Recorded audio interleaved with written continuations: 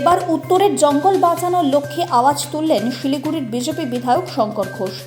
সোমবার শিলিগুড়ির জার্নালিস্ট ক্লাবে এক সাংবাদিক বৈঠকে এসে এমনটাই জানিয়েছেন বিধায়ক। তিনি বলেন, রাজ্য সরকার ক্রমাগত উত্তরের সবুজায়নকে ধ্বংস করতে চলেছে। এই নিয়ে কলকাতায় গ্রিন ট্রাইব্যুনালে বিজেপির পক্ষ থেকে বিধায়করা সম্মিলিতভাবে এক অভিযোগ দায়ের করতে চলেছেন।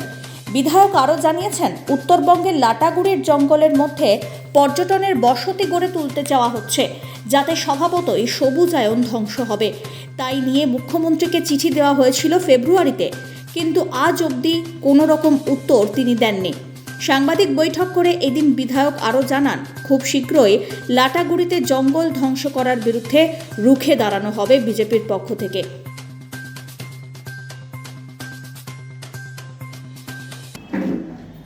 যে বিধানসভায় পেশ করা যে বিল, জমি বিল, সেই বিলের কারণেও ভবিষ্যতে চা বাগানের উপরেও নানা ধরনের আক্রমণ বা নানা ধরনের ক্ষতি হওয়ার সম্ভাবনা সামনে আসতে পারে।